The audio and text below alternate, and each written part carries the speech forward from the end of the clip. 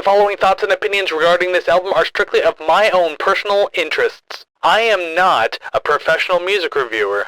I do encourage respectful discussion and friendly banter of each episode, but I do not condone and will not tolerate bullying or belligerence of any kind.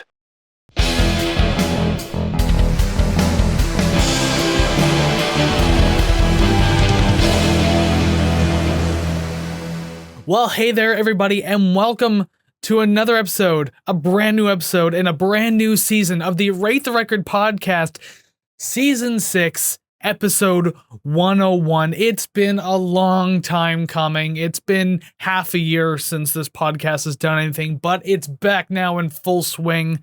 But just before we go any further, I want to make a few things kind of clear, just in case you haven't heard the news yet. So first off, I will link a card above my head on the video version so you can watch the video that I'm about to reference.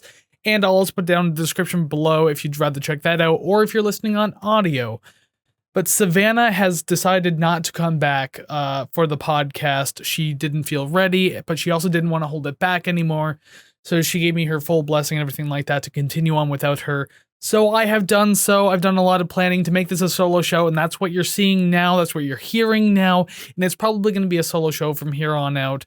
She's gone for the foreseeable future. I don't know when or if she's coming back. But again, that video that I said I'd link is going to explain a lot more. So I would check that out if you want more details, because I'm not going to mention it too much here. I might mention it one more time in the next video just for other people to catch up. But yes, just want to say that off the bat.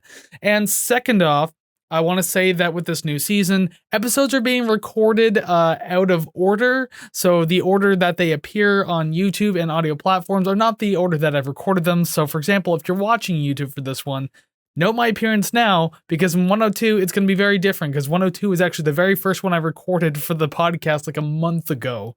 Or a month prior to the release of this episode. So there you go. I just want to give you a little behind the scenes. A lot of things are going to be out of order. Things are going to look funny. Don't mind that. And also, too, if you're listening on audio, that's not going to matter anyway. This podcast can get kind of crazy. I think we already all know that anyways. But if you've been here before, if you've been here for the previous seasons, you're already aware of how out of hand this kind of thing can get. So hopefully I can keep this on track. Welcome back. I'm glad to have you back at the podcast now that we're going to be chugging right along. Everything's going to be super smooth. And I'm also going to have to get rid of the muscle memory of saying we and just saying me or I, because again, this is now a singular show. But if you're new here, you probably didn't know any of that, so I just taught you a whole bunch of stuff right there. So hello, welcome to the podcast. I hope you enjoy your stay, have fun, listen to music, talk about music with me, discuss the albums that we choose here on the show. There's that we thing. It's I, the ones that I choose for the show. You also probably don't know exactly what the show has in store, so let me tell you. Each week, I will choose an album. It could be whatever I want to listen to. It could be something brand new, something out of my own, hey, why don't I just do that one instead? There have been requests and anniversary albums and special occasion things that I'm still going to cover, so that's all good too. I will listen to the entire album from front to back, song by song, but only in a few chunks here on the podcast, because obviously I don't want to get my ass kicked by copyright. I will let you know my thoughts on the song. I'll let you know my thoughts on the entire album. And then, of course, you got to keep with the staple of what this podcast was built on. I will then rank the songs and rate the record, just like this beautiful shirt says. Does that make sense? That probably makes sense. Of course it does. So I just want to remind you before we move forward too, there's a few things you could do to help the show build into the algorithm and into just everywhere, because I'm just trying to have fun with this thing. If you like what you see and or hear today, one of like 6 things, free, easy, and quick to do. It is the following: like, subscribe, rate, share, comment, and follow. All 6 of those things, a combination of them, or even just one of them, really does help move this show along. More eyes and ears on the product, higher into the algorithm, because that's the kind of thing that, needs to be done to get recognized. So that would be incredibly helpful if you could do any one of those things at all. So thank you very much if you have. But also, too, all the places that you can do those things are found over at ratetherecord.ca. That is ratetherecord.ca. All the streaming links, all the social media links, merch links if you like this kind of stuff, and I will eventually have more there once I have an idea of how to create certain things, or maybe I'll hire people to do them. I digress though. And there's also the Ko-fi link, ko-fi.com/rate the record, that can be found on the website. If you want to donate to the show financially, completely optional, but the option is yours. The RTR Club is now back up and running. It's going to go a little slow at first because I'm just still trying to figure out what I can do with it. But for now, you will get early access to episodes. You can send in requests for me to do on the show as well. Those are the two big things. And hey, if you have music yourself, like a song that you want me to check out, I can review that for you as well. So once again, all of that found at ratetherecord.ca. There you go. Had to get the formalities out of the way. So for episode 101, and actually for the podcast in general, I will say there's the occasional episode I'll do that's like brand new albums. We didn't really do that on the show in the past, but I think I want to try to incorporate that now. So today is going to be that test for me. And just very recently, I'm talking about a week prior to me recording this particular episode, Julie Christmas just released her second solo album called Ridiculous and Full of Blood. It was released on June 14th, 2024. I was very excited to hear it because I like a lot of the other projects she's done. So I can't wait to dig into this one. But so let me tell you a little bit about Julie Christmas and this album, Ridiculous and Full of Blood. Ridiculous and Full of Blood is the second full-length studio album by musician Julie Christmas Bateman, aka Julie Christmas. The album was dropped as of June 14th, 2024 through Red Creek Recordings. Julie has been in a number of acts through the years outside of her solo work, including Made of Babies, Battle of Mice, Cult of Luna, and Spy La Copa. Alongside Julie on lead vocals, the album features Johannes Persson on vocals and guitar, John LaMacchia on guitar, Tom Tierney on keys and synth, Andrew Schneider on bass, he also produced the album as well, and Chris Enriquez on drums and percussion. Leading up to its release, the album spawned 3 singles, Not Enough, Supernatural, and Thin Skin. So for the video viewers, I am back on screen now, adding the graphics during the bio and description there, kind of a new touch I wanted to add, and I have that going forward. So I hope you enjoy looking at that. Again, audio viewer or listeners, sorry that you don't get to be a part of that, but still, you can just enjoy the podcast as a whole. But speaking of things that you can see, on the screen next to me is actually my Spotify list here, or just the album on Spotify, I should say. So that way you can actually visually see what songs we're going through. So what's going to happen, again, I'm only going to say this very quickly, and then it's just going to be like this for every episode. I'm going to listen to each song. You're going to hear only in small chunks on my end, so you can pause the song if you want, listen to it for yourself, and then listen to what I have to say about it, and then you can tell me your opinion as well. I'm just going to give like brief little things. I'm not going to talk about songs too long. Go through the whole album, and then I'll tell you my thoughts at the end. This is going to be fun. I'm really looking forward to doing this album. I'm really looking forward to doing the podcast this way. I don't want to take up any more time, so let's just jump into it. So song number 1, Not Enough.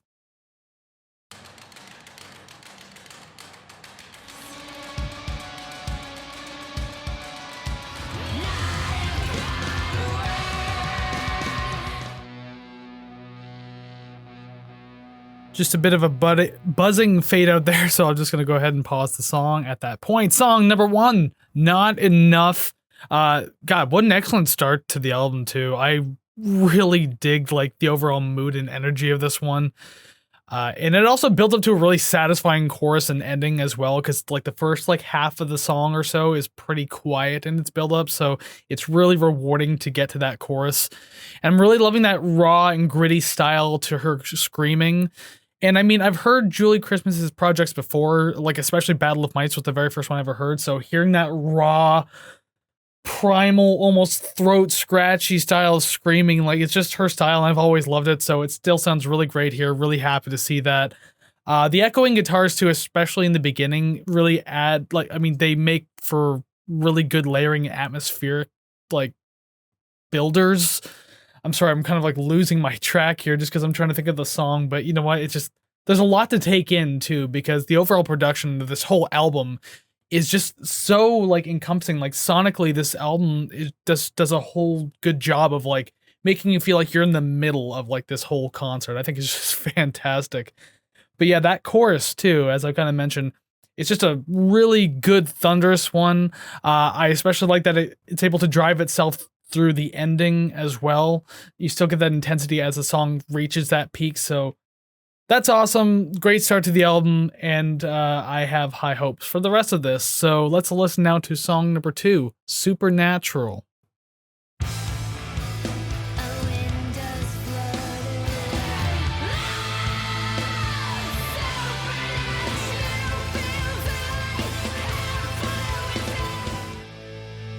And as it fades out, I'll just pause that one again. All good. Song number 2, Supernatural. We have like the singles like right at the top of the list here too. This one's far more of like a drifting type of track too. You can just kind of like drift endlessly all the way through this one. Granted, it's still energetic and intense throughout it though, so don't take my words out of context. I don't know. That's probably the word, not the right way to word any of this. But I don't know. It's intense, but you can just drift. It's a good thing. It's a good thing. That's what I'm trying to say at the end of all of this. The pacing really does like a lot to drive those things as well. So that's really good. It's a much slower one than the first track. So that's always nice. It's definitely catchy, and it's another very big feeling sound to the production, as I already mentioned, especially in those choruses. So, I mean, that's definitely an attention grabber. And I guess, spoiler alert, moving forward, it's kind of like that for the whole album. And it's one of those things that I was afraid I might get tired of before too long, but realistically, not only did I not, but it does change itself up kind of every once in a while. So we will see more as we go. It wasn't as impactful to me as the first song. Maybe it's a hot take, I don't know. But it's still very well crafted, like digestible track. So there's absolutely nothing wrong with this one. I didn't dislike this one at all. That first one just grabbed me a whole lot more. Let's see if anything can grab me even more than that. So song number 3, The Ash.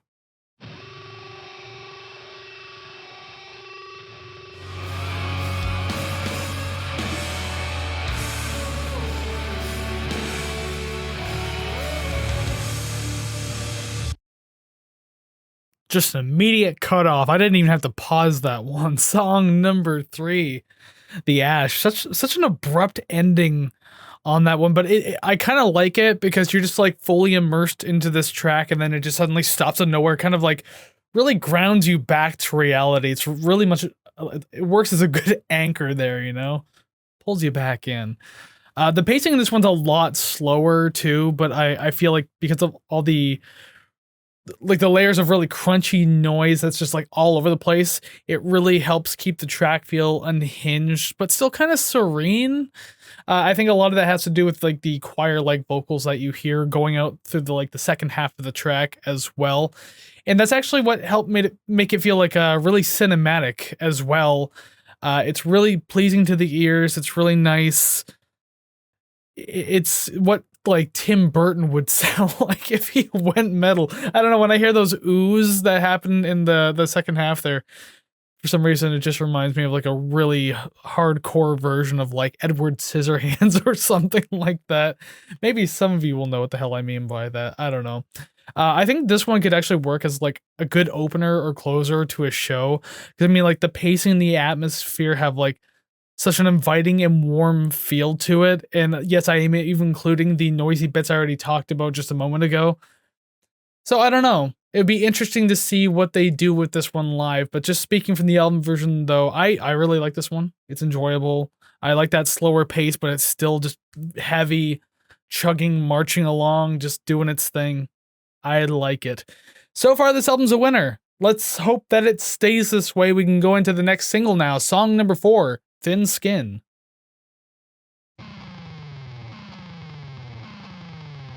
More noise.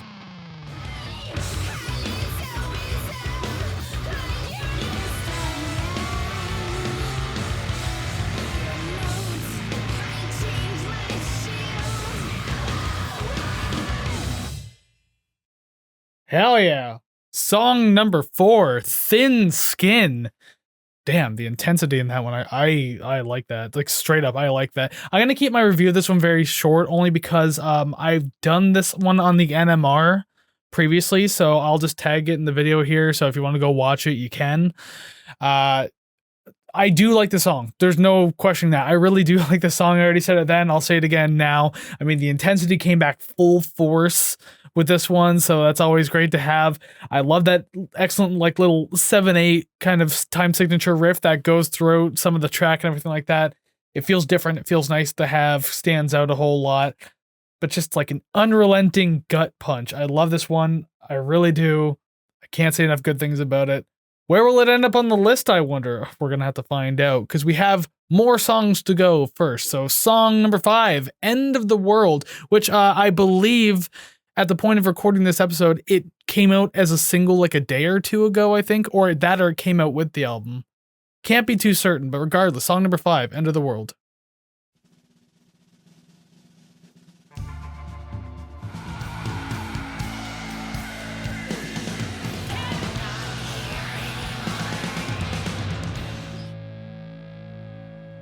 And as we buzz out again, I'll pause it right there because it's just more convenient for time's sake. So song number 5, End of the World.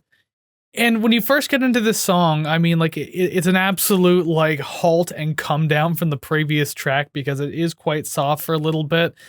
And I kind of like the push and pull of this song too when it does stuff like that. It's really cool. I mean, once it picks up though, it's pretty heavy all throughout. So it'd be cooler if it had more come down moments, but I still like this one the way it is. Those heavier moments too, yeah. Once that heavier portion kicks in, you get this absolutely like gut digging growling session that comes a few times through the track actually, and I'm pretty sure that is Johannes doing that, as he's credited with doing some of the vocals on this track. So I imagine that's him because I can't hear anything else that would be. It's pretty cool though. Regardless, it doesn't really matter, and it's. Once again, I gotta keep saying this, like this epic, big, grand feeling chorus. They're just really good at writing these things and making them sound massive. From the way it's sung to the slow driving instrumentals and those like choir-like singing in the background, which I'm pretty sure is just a synth anyways, but it's just a really good like layer filling thing to have. It just completes the sound, and the life is just shining bright in the song because of things like that. It's just knocking it out of the park with these songs so far. This is insane. So you got to figure that was the A side.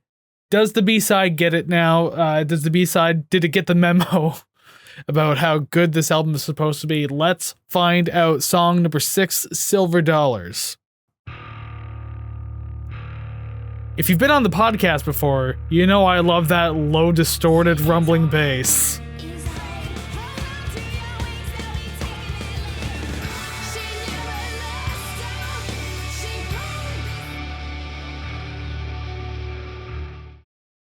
God, that bass went right to the end, didn't it? There you go, like all the way through. It was mainly one note all the way through the end, so you're thinking like, Chris, why the hell do you like that thing so much? It's like, shut up, it's just a sexy tone, okay? I really like that. What can I say?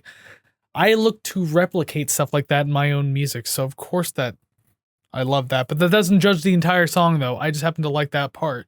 As for the rest of the song, this one comes in like waves of intensity and emotion, and it never really feels like it gets too out of hand either. It builds and builds and builds until you get to this like really, really big second half of the song. Once again, I'm talking about like being grand and epic and all that kind of stuff, just because that's what it is. I don't know what else to say, and it honestly has like a stadium filling sound to it too, and that's in comparison to the other tracks I've already used these terms like grand and epic and big with. Like, this one, to me, feels like I could actually fill a stadium with its sound, so I think that's really awesome, really well produced, really well written, really well performed. I mean, just another song to really enjoy on this album. Like, holy shit, what else can I say?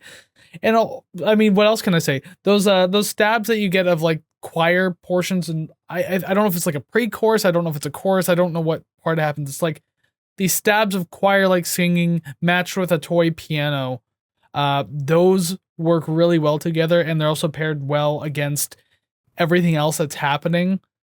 So there's just like a lot of different textures to take away from this song, which make it even more listening, makes it even more interesting, and just makes you want to go back to it more and like rediscover some of these sounds that you're probably not hearing the first time. And I mean, a lot of albums do that. This one's definitely having its turn with it. So bravo so far.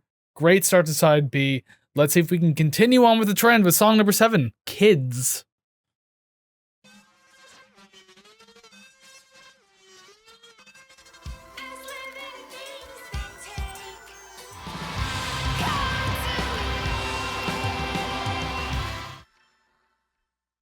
All right, it closes out there. Song number 8. Sorry, since we're going on to song number 8 in a moment. Song number 7, Kids. That's where we are right now. That's what I have to talk about. There's interesting sounds and layers like just caked all over this one.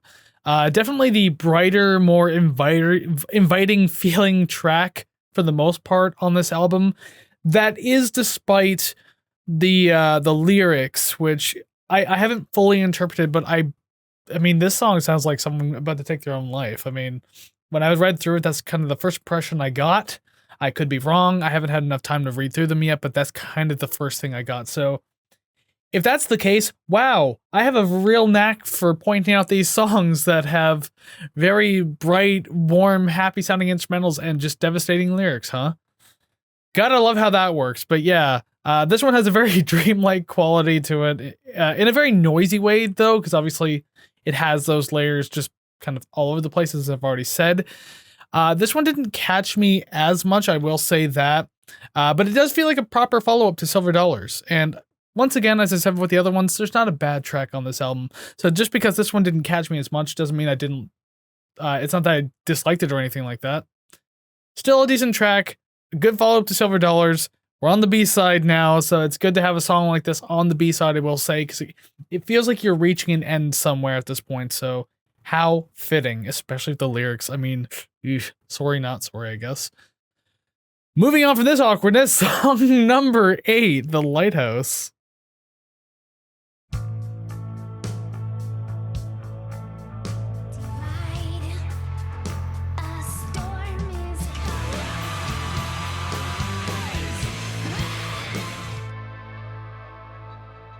And as that fades out, song number 8, The Lighthouse. God, I can't get over how intense these tracks really are, especially as an album listening experience going from like first to last song on the entire thing, which is, you know, what I do here on Rate the Record. It's like it just never gets boring because it's not just the same thing each time. So you're just constantly being pulled through like different strains of this intensity, so it's really good. I like that. The mix of like soft and dreamy verses matched with another round of these very gut punching type of choruses really keeps you on your toes as well. So there's always that to look forward to when you're listening to a song like this. And also, I guess to use some form of like water or boat analogies just to match up with the title of the song, you know, The Lighthouse. You can really feel the waves of this song going from calm to turbulent in like a flash. So you're really out on the sea in this one, and it gets stormy pretty goddamn quick. Boat's going fine for a while, then soon, boom, suddenly like waves and you're crashing into rocks and stuff. You're almost capsizing. It's getting nuts. You can feel it in a song like this, and that's really cool because it's almost like a mental storytelling thing on top of the lyrics and the music that you're already hearing. So that's really cool. And there's moments in the song too where Julie is singing with these like slight upward afflictions or inflictions, I guess it is, in her voice. And it's very soft and it feels almost kind of playful when she does it. But this is also in spite of the kind of unnerving nature of the lyrics, I guess I should say. And she's done this before. I've heard this in other songs that she's done, and I think it's a cool little feature that she does. But yeah, I don't know what it is about it, and I don't know why she chooses to do it, but you know what? It's a solid choice. I like it. Because it's also something a little different too, because you're thinking like, is this a new part of the song? Is she kind of bringing the emotion down a little bit? Is she hiding something? You always get those types of ideas, and I think this song does a good job of that. So, wow. We are actually on a roll, and we only got 2 more songs left. The next one being damn short. It's only a minute 59. It's this like the shortest song on the entire album. So song number 9, Blast.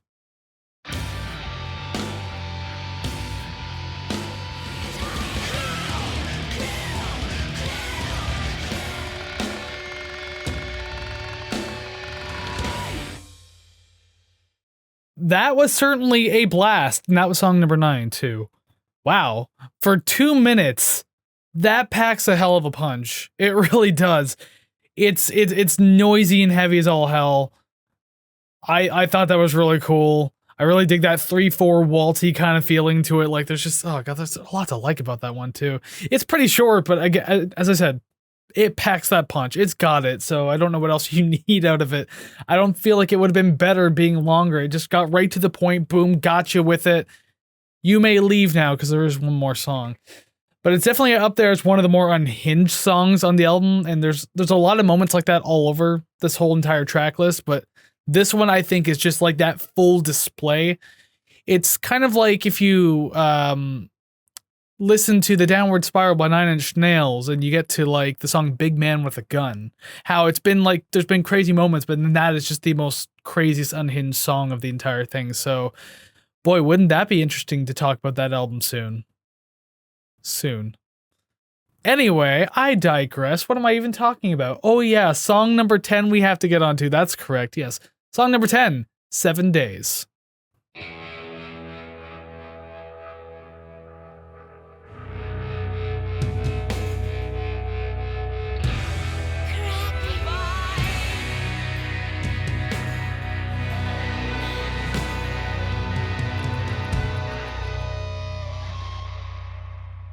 There's the ending for you. Okay, that's it. The final song in the album, song number 10, 7 Days. Wow. What an ending to an album. Jesus. The absolutely like slow, sludgy, like dirge of the pace and tone of this song, I think really makes for a very fitting and, to use the term again, grand ending to an album. You can feel the finality of this one. You really can. And speaking of like dirgy, like those dirgy marching style of the drums are, I think, one of the things that really drive this song thoroughly through. And obviously the instrumentals really brought out that darker and emotional side of the entire music. So, oh boy, that was a pretty tight ending, I must say. And it runs pretty familiar throughout the entire track too. I mean, it says here it's 5 minutes and 20 seconds. You don't get too much more than what you pay for upon entry, but with that said, it's still really impactful in what it's presenting. So I don't think that's a detriment at all, because it's slow enough that you can just take it in as it's going. It has its occasional drop downs for the chorus and everything like that. It's just really, really good though. And as I said, just like, this is a great album ender. You can feel the finality in this track, not just of the album, but like it just feels like the end of a story, period. So that did a really good job. And that is the end of this album. So if I have to sum it up, I mean, which I do, because it's kind of what I do here on Rate the Record. I mean, this is just a well-crafted, intense album. Like, I'm just reusing words because, like, holy shit, what else can I say? I feel like it's challenging at points with how noisy it can get at certain points. I think I just reused that word twice. It doesn't really matter. It's fine. But I think with all the noisy layers and everything going on, that's where you find like a lot of the more interesting and catchable qualities of this album. Because, I mean, if you took out like a lot of synthy or noisy layers, you're just going to have like a straightforward kind of like guitar rock style record, which wouldn't necessarily be a bad thing because the instrumentals were fantastic. Julie is just so expressive and character driven in her style of singing that I think that could be entertaining on its own. But I think a lot of the noisier things and just like the background ambience of the synths and everything like that really, really helped push this forward more. So what an album. Absolutely incredible. I'm very happy to have heard this. I'm very happy to have chosen this. Again, I heard this album was going to drop in June. I did not hear it at all prior to its release date on June 14th. And for clarity, I am recording this on June 19th. So there you go. It hasn't even been that long. I haven't had that long with the album. But I've listened to it. I've shared my opinions on it. I want to hear yours too, but I want to hear more too. You know why? I want to hear your song rankings, because that's what we got to do now. So we're going to say ta-ta to Spotify off of my screen. See you later, buddy. And now over here, boom, there are numbers and only one name. It's my name, but there's going to be more names, song names to be specific, because now we have to rank this album. This one specifically 10 through 1. The worst to best, not so great to great, least favorite to favorite, least preferable to preferred.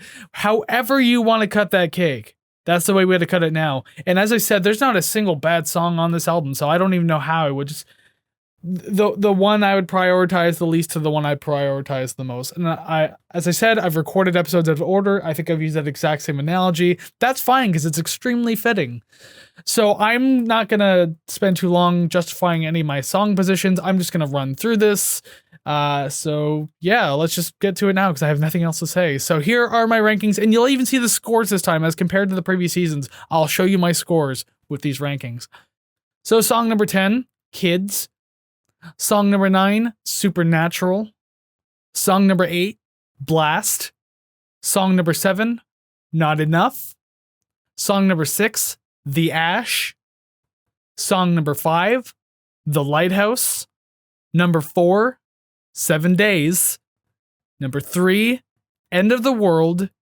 Number 2, Thin Skin. Oh, all of the singles were left out of the number 1 spot because number 1 is Silver Dollars. But as you can see on the score next to me here on the screen, those top 2 were 10s, absolute 10s. Perfect, great, fantastic songs. Loved them. Audio listeners, I know you can't see the scores. I apologize. Just more incentive to come over to YouTube and look at me on screen and look at the scores next to me. But now the songs are ranked. It's time to rate the record, exactly just like my shirt says. So that cleared out. Now it just says rate the record on the screen. There's no album ranking screens anymore, or rating screens, I should say. I will update that eventually and just kind of post it on social media for everyone to see, so it's all good. But right now, I'm just going to give you a number and a letter here on the side of the screen. While I've clearly loved this album from top to bottom, you heard me praise it the entire time, so what else can I say besides fantastic? I could say that I gave it an 85.5%.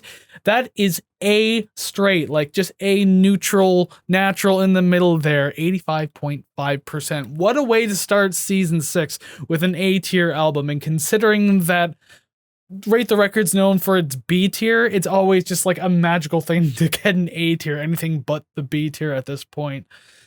Because that's how it always is. So there you go. There are my song rankings, album rating, and we have reached the end of this episode. So thank you very much for joining me today, hanging out with me and listening to this album. And if you did indeed listen to this album, you gotta let me know what you thought down in the comments below. Wherever you're listening, audio, video, doesn't matter because there's comment sections everywhere. I'm curious to know your thoughts. Do you agree or disagree with me? Do you love or hate this album? How would you rank it? How would you rate it?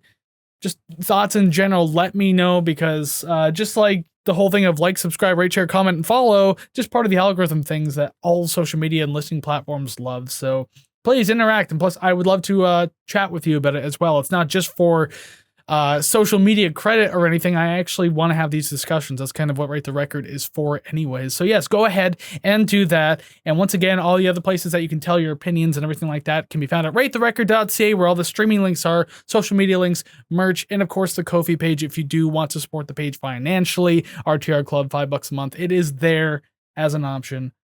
Boom. Okay, I'm done. Hopefully I did well in my first episode back as a solo episode. I'm going to spoil it for you right now. So next week is episode 102. That's the very first one I recorded back in early June to kick off this whole new series for the podcast. It's going to seem a little weird because I wasn't quite in the groove of doing solo yet. It's a little longer because I didn't know when to shut up sometimes, kind of like now. But the idea is, as I went on, I got more comfortable with it. So mind the newness of me doing this solo. So yeah, join me on Friday. So 6 episodes in a row. It's going to be 2 a week, 1 on Monday and 1 on Friday, again for the next few weeks or so, just to get the podcast off the ground. I just want to make sure that's like getting back in everyone's algorithms and everything like that. So again, liking, subscribing, all that kind of stuff really helps build into the algorithms as much as I'm trying to push it in there. So join me on Friday for episode 102. I may have already hinted at what I'm doing, so if you go back and listen, you'll probably hear and you'll probably understand. So until then, go listen to some awesome music like Julie Christmas and this album, if by chance you haven't for some reason at the end of this episode. Take care, friends.